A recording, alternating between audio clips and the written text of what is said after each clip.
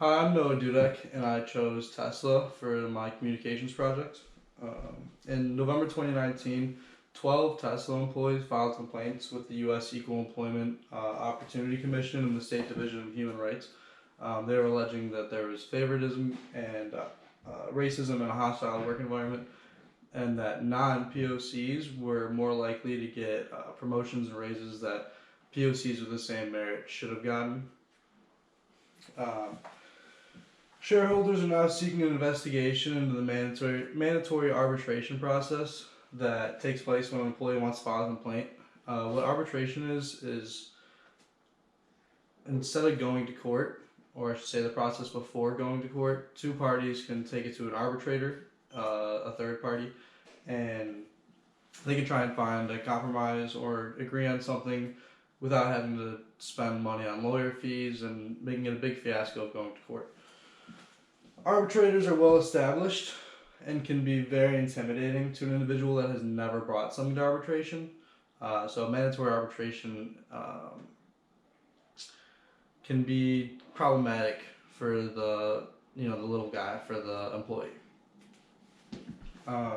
Inside the Fremont, California Tesla plant, there was an issue where people of color were facing racial harassment from their coworkers. There was an incident where Black and Hispanic employees began arguing and using racial slurs against each other. In that particular case, the complaint did not go to arbitration because they were outside hires. They were actually contracted from a temp agency, so they're temporary employees. 3 of those employees ended up getting fired, and Tesla changed their first day orientation course and their employee handbook to reflect those issues. So the goals of Tesla are going to be to end discrimination in the workplace, end mandatory arbitration, and provide full transparency in cases involving discrimination. So the problem is mandatory arbitration. If they still want to take things to arbitration, if both parties agree to that, then that could be a good thing. That could work out for everyone, but it shouldn't be mandatory because it seems like the company might be hiding something, and there's also clauses in their contracts where they can't discuss their arbitration, so it can hinder their ability to go to court after that.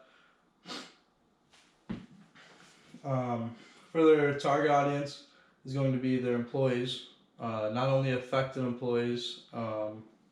All the hired employees should be worried about it, and also potential prospects that might want to come into Tesla and work in the future. Shareholders are also going to be an important audience because they need to know what's going on with the company that they're investing in. So a good way to communicate externally outside of the business is going to be press conferences and social media. Elon Musk is known to Elon Musk is known to love his Twitter. Press conferences can be good as a good way to talk to the public. I had an idea that they should use a low-level blue-collar employee that works at the Tesla plant, and he can come out and talk about his experiences. And hopefully he's got good things to say, not a lot of bad things to say. I think that people are more inclined to trust a low-level blue-collar employee. They can relate to them, and that employee's got nothing to gain from lying. Well, a high-level executive is going to say whatever he needs to keep the money in his wallet. Internally, human resources is going to need to create and implement a new training course on harassment in the workplace. They're going to need to clearly define harassment and discrimination and make sure that they retrain all of their employees so that they all know what's going on. In conclusion, a company is only as strong as its employees. So if you have a company that is filled with employees that don't want to come to work, then the work isn't going to get done. But if your employees want to have a happy, healthy work environment to come to 5 days a week, they're going to come there and they're going to get their work done efficiently, and that's going to cause productivity to go up. So it'll be good for the company. That's my presentation. Thank you.